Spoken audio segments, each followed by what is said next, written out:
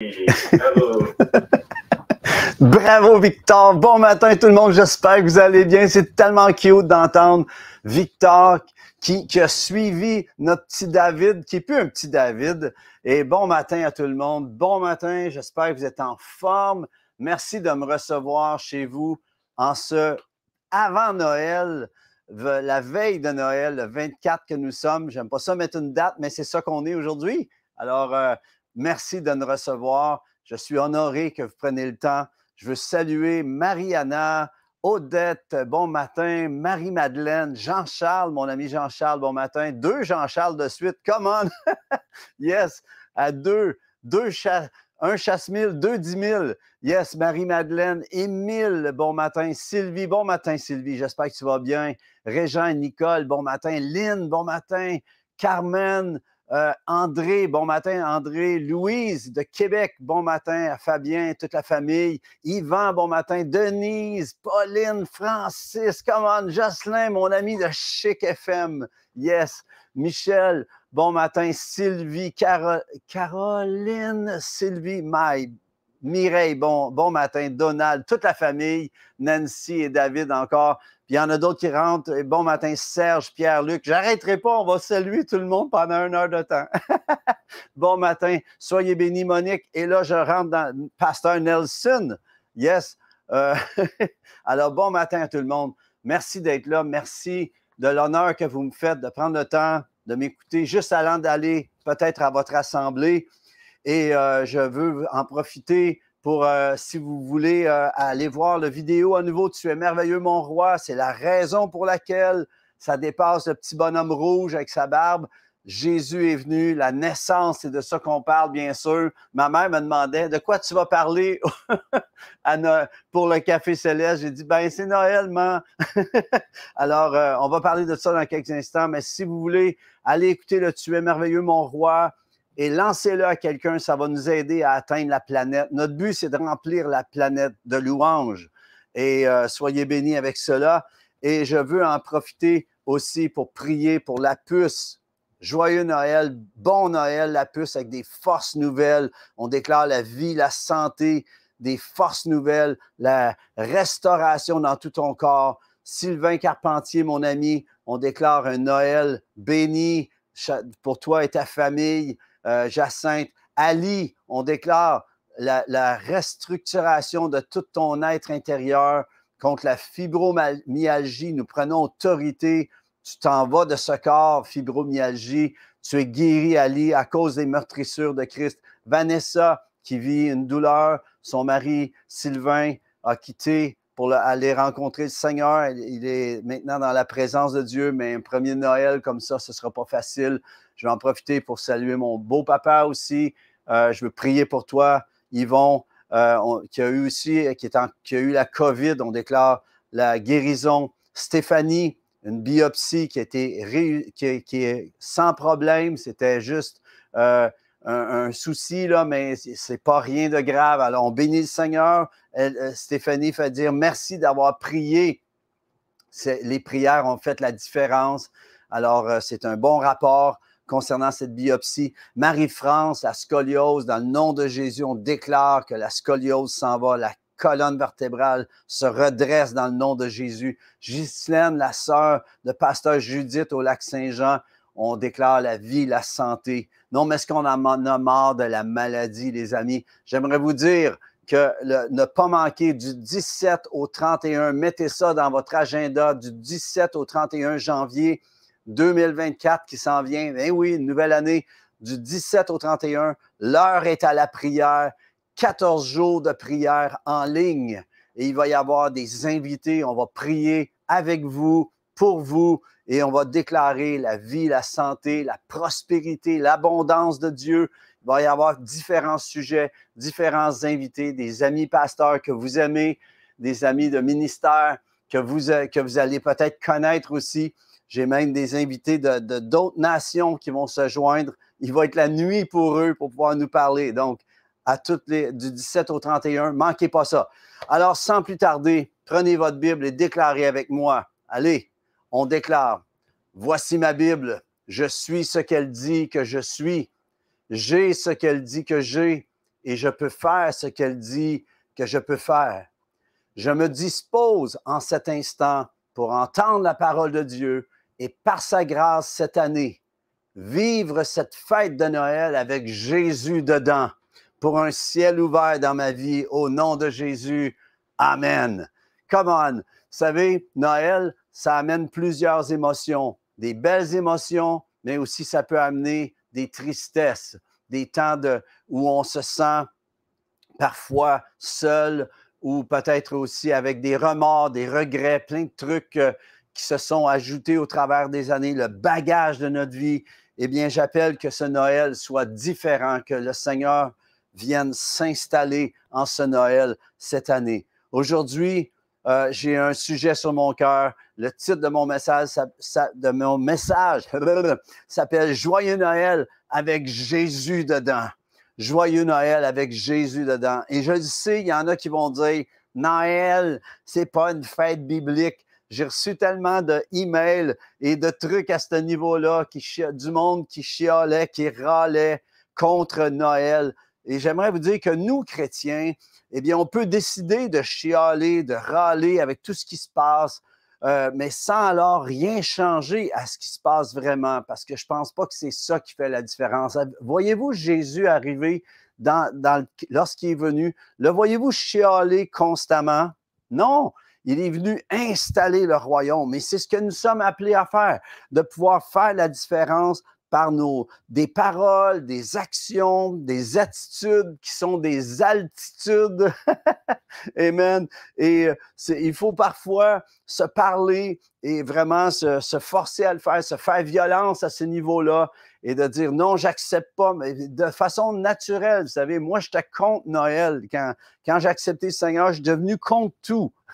On vit chrétiennement, on est contre tout, envers et contre tout, et contre tous même. Mais à un moment donné, le Seigneur m'a raisonné dans une autre dimension, puis il m'a dit, c'est pas comme ça que tu vas amener les gens à me connaître. Et j'ai décidé de faire c'est une décision, vous savez, et où, vous savez, on peut décider de chialer, de râler, ou bien on peut décider de saisir l'occasion, saisir la saison, saisir la raison, racheter la saison et racheter le temps. C'est une façon de racheter le temps, selon Éphésiens 5, 16, entre autres. Et j'ai reçu quelque chose sur Facebook qui disait « Ce qui est important », on peut avoir l'image, s'il vous plaît, « ce qui est important, ce n'est pas la date ou le lieu de naissance de Jésus. Ce qui est important, c'est pourquoi Jésus est né et pourquoi il est mort et les conséquences, ou plutôt les résultats de sa mort. OK?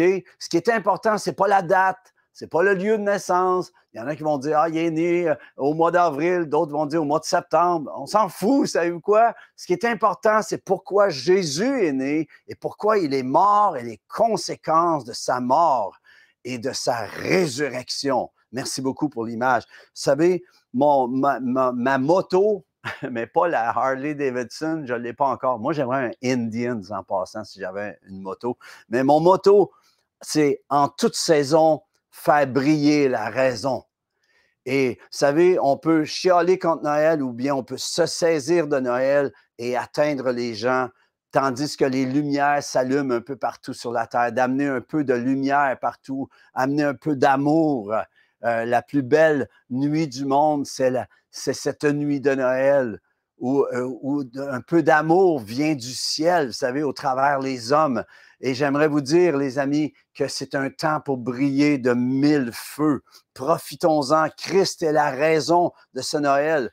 Je fais la même chose pour la Saint-Jean-Baptiste ou Pâques.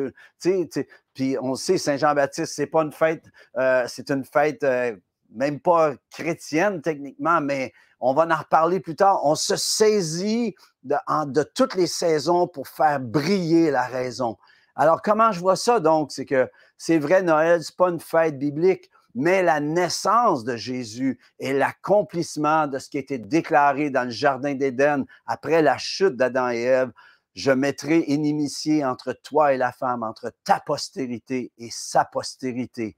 Celle-ci t'écrasera la tête et tu lui blesseras le talon. C'était annoncé dès la chute de l'homme Et c'était enligné pour que la venue de Christ fasse toute la différence. Pensez à cela. Je voyais le petit Victor qui chantait tout à l'heure, puis un enfant, juste un enfant, ce petit enfant Jésus, lorsqu'il est né, était la vision totale du Père.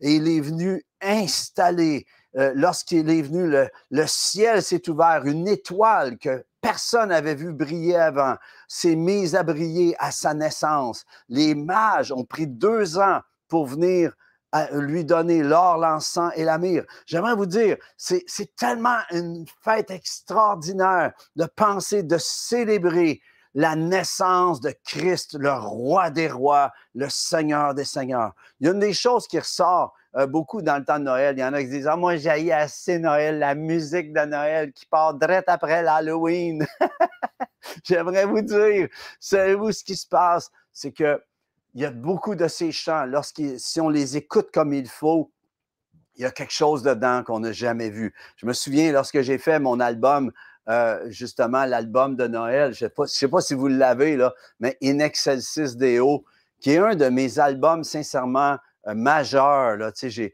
j'ai vécu tellement une expérience extraordinaire lorsque j'ai transfiguré des chants. Vous avez entendu au départ, il est né, non, c'était In Excelsis Deo, qui est les anges dans nos campagnes, mais complètement transfiguré, remanié, parce que le Seigneur aime ça, qu'on chante un chant nouveau pour le glorifier. Mais j'aimerais vous parler, je n'ai parlé la semaine passée que je vous en parlerai, c'est l'enfant au tambour. Et je me souviens, lorsque j'ai dit à Nathalie, puis à d'autres, que j'allais faire l'enfant au tambour, on me disait, t'es certain que tu veux faire ça? C'est pas une toune chrétienne, c'est pas un chant chrétien. Et le Seigneur m'avait parlé. Il m'avait dit d'aller lire l'enfant au tambour. J'aimerais vous dire ce qu'il m'avait révélé. Alors, vous connaissez l'enfant au tambour, ça dit « Sur la route, parapapam-pam ». Puis on s'arrête juste au parapapam-pam, puis on ne réalise pas tout ce qu'il y a là-dedans. Mais si on peut avoir les paroles, s'il vous plaît, ça dit « Sur la route, parapapam-pam ».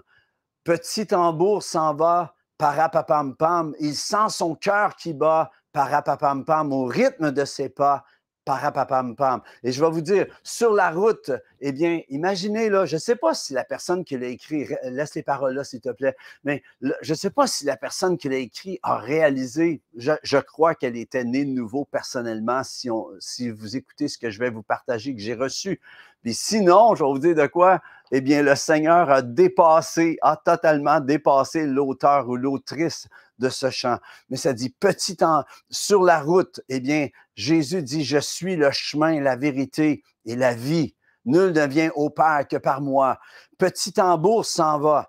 Eh bien, c'est quoi le petit tambour? C'est le petit garçon qui jouait du tambour devant les armées. Vous savez, c'est un contexte de guerre.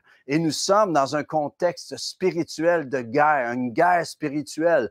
Et il y en a qui ont un ministère de petits tambours pour encourager les soldats. Petit tambour s'en va, c'est l'identité de par ce qu'il fait. Les gens te reconnaissent, vont te donner ton titre. Il est appelé petit tambour à cause que c'est ce qu'il fait. Ce que tu fais va faire que les gens vont te donner un titre, son identité parce qu'il fait. Et on reconnaît l'arbre à son fruit. Et c'est écrit, il sent son cœur qui bat au rythme de ses pas. Sa vie est imbibée de son mandat, voyez-vous. Il s'en va et il sent son cœur qui bat au rythme de ses pas. Lorsqu'il marche, lorsque tu marches en Jésus, j'aimerais te dire que ton cœur bat et tu sens ton cœur qui bat, tu vois. Et là, la question lui est posée. Ô petit enfant, où vas-tu? Et ça, c'est le questionnement. Les gens te regardent marcher. Les gens te regardent faire ce que tu es à faire pour pouvoir aider, pour pouvoir bénir. Et le questionnement, ta vie, ton mandat fait poser une question. Ça va avec Nicodème qui voit Jésus agir et qui demande à le voir un soir sur une terrasse, sur la terrasse, sur le toit, pour parler avec lui, pour le questionner. J'aimerais te dire, si les gens ne se questionnent pas à ton sujet, commence à faire du parapapam-pam de ta vie. Amen. Alors, ça dit ensuite, hier, mon père, il demande au petit enfant, où vas-tu? Et il répond, hier, mon père a suivi le tambour des soldats, une situation d'un être cher. Tu vois, il vit pas pour lui, il vit en fonction. Et c'est ça que chrétiennement, nous sommes appelés à vivre pour les autres aussi, pas seulement pour nous, mais de comprendre que l'arbre porte du fruit et que les gens puissent venir manger aux fruits de ta vie. Et il dit, hier, mon père a suivi le tambour des soldats, la guerre de ce monde, les adversités de cette vie. Et ce petit tambour, l'enfant au tambour, se soucie de son papa en ce moment, se soucie d'un être cher, une situation de cette vie dont son père vit. Et là, il répond, alors je vais au ciel.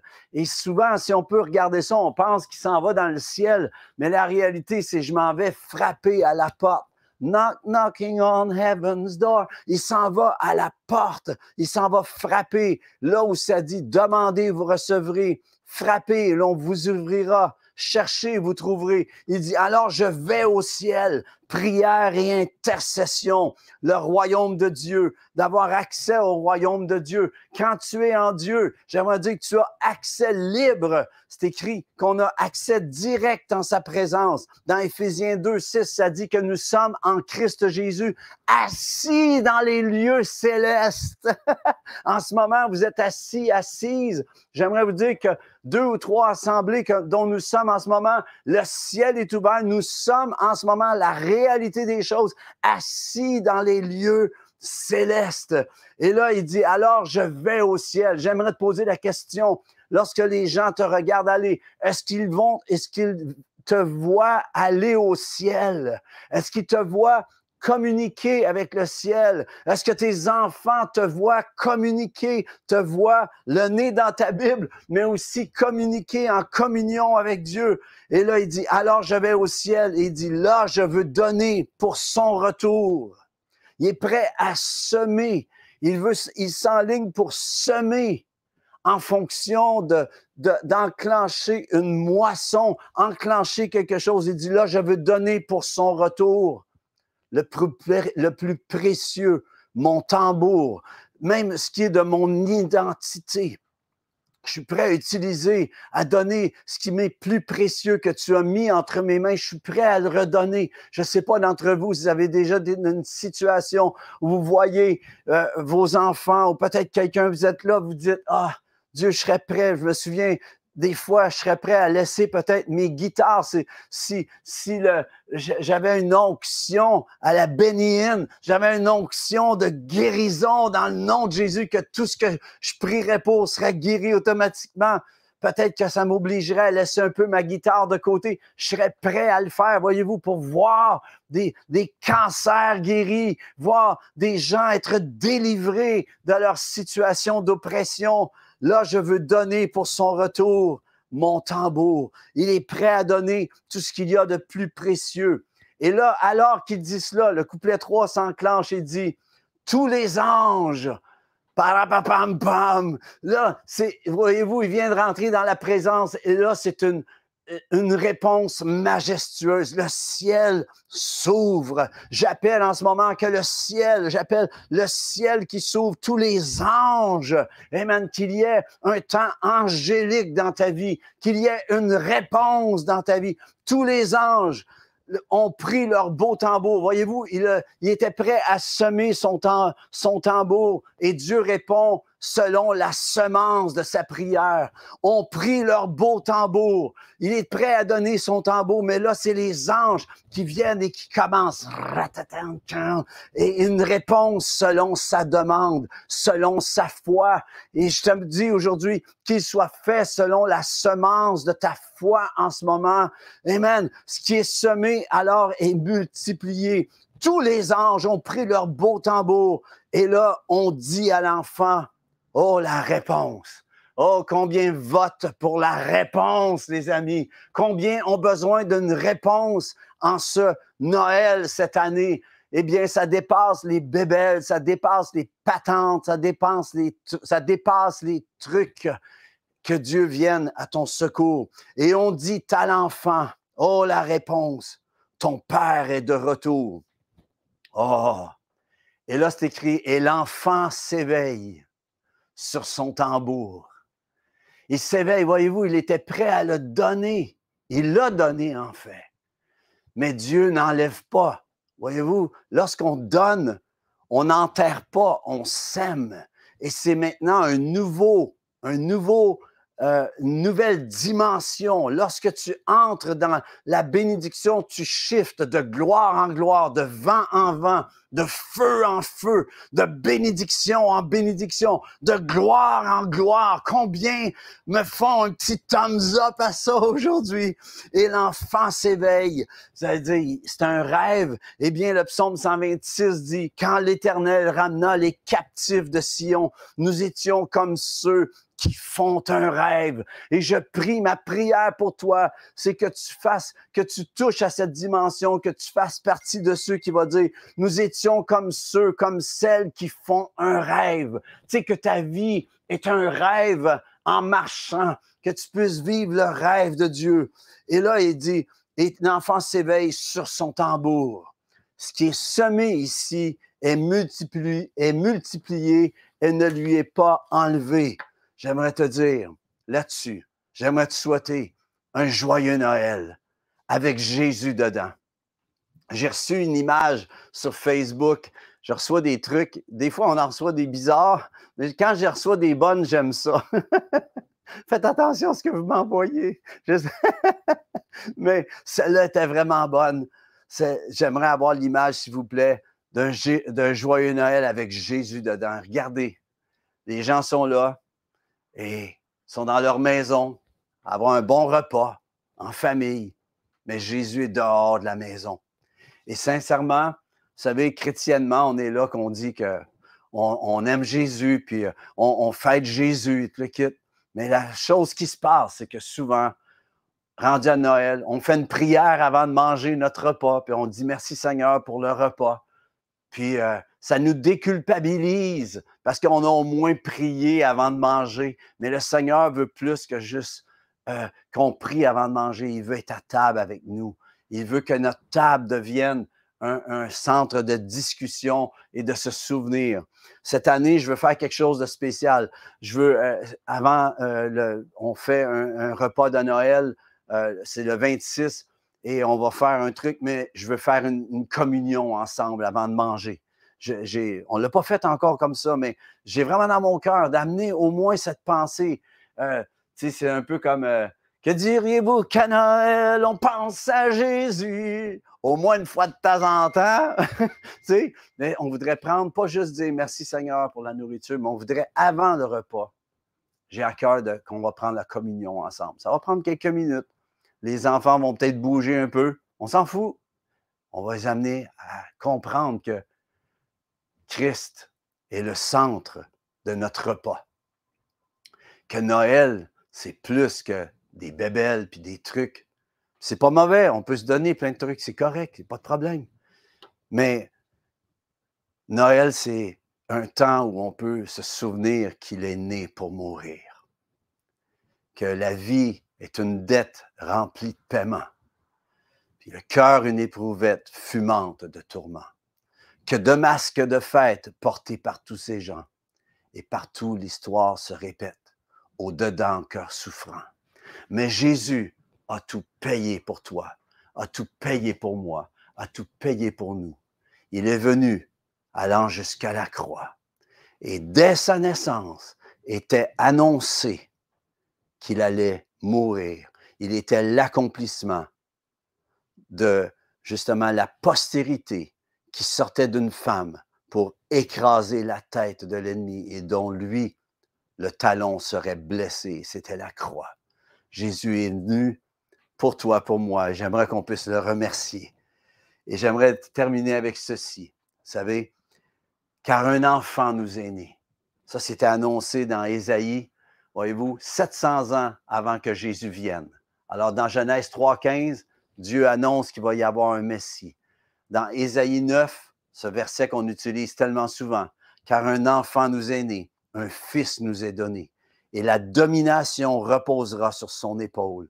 On l'appellera. Et oui, Jésus, on veut dire qu'on t'appelle admirable. Tu es admirable. Tu es le plus beau des fils de l'homme, Jésus.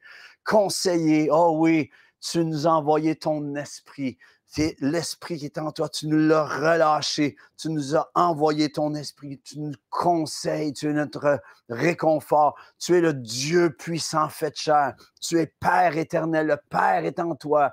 Et toi, tu es dans le Père. Tu es venu nous révéler le Père. Amen. Prince de la paix. Et là, c'est écrit ensuite, donner à l'empire de l'accroissement. Voyez-vous, ce n'est pas écrit donner avec un Z. Souvent, on est porté donner à l'empire de l'accroissement. Non, c'est donner à l'empire de l'accroissement et une paix sans fin au trône de David. Combien veulent avoir entré sur l'avenue de la paix sans fin? Tu dois entrer. Si tu as de l'angoisse, si tu as des tourments en ce moment, sois délivré dans le nom de Jésus. Entre sur l'avenue une paix sans fin, de l'avenue de la paix sans fin, au trône de David, à ceux qui sont en David, Christ Jésus, le rejetons et à son royaume, l'affermir, le soutenir par le droit et par la justice, dès maintenant et à toujours. Voilà ce que fera le zèle de l'Éternel, la vision de l'Éternel, la vision soutenue de l'Éternel. Dieu a un plan. Le zèle de l'Éternel, c'est de t'amener là, de pouvoir te donner dans ta vie la présence, l'empire de l'accroissement, de croître dans l'abondance de Dieu. J'aimerais vous dire, les amis, joyeux Noël avec Jésus dedans. J'espère que ça vous encourage, j'espère que ça vous bénit, les amis. J'appelle aussi, je veux souhaiter joyeux Noël, mais je veux le souhaiter au nom de Nathalie, au nom de mes enfants, qui ne sont pas là en ce moment, mais de ma famille, qui font partie de notre cœur. Je veux le dire aussi au nom de mon Télésino que vous ne voyez pas, au nom de Lawrence et sa famille. On veut vous souhaiter un joyeux Noël. Je veux le dire aussi au nom de mes amis, mes musiciens, au nom de Eric, au nom de Benjamin, au nom de Ryan et au nom de Jérémy, de toute mon équipe, de tous mes amis qui font partie du ministère. Je veux vous remercier en ce Noël. Je veux vous souhaiter un joyeux Noël avec Jésus dedans. Je vois le nom de Mario Boulay en passant. Mario, je veux te féliciter pour les 24 jours de lecture de la Bible. Tu as fait la lecture des 24 chapitres de Luc. J'aimerais vous encourager à aller chercher ça, ça vous dit, dans le truc, dans le post à Mario, puis continue dans cette dimension-là. Les amis, j'aimerais vous souhaiter un joyeux Noël avec Jésus dedans. Êtes-vous game de faire la communion, vous aussi, avant de faire votre repas de Noël? Je vous encourage à le faire. Les amis, je vous aime.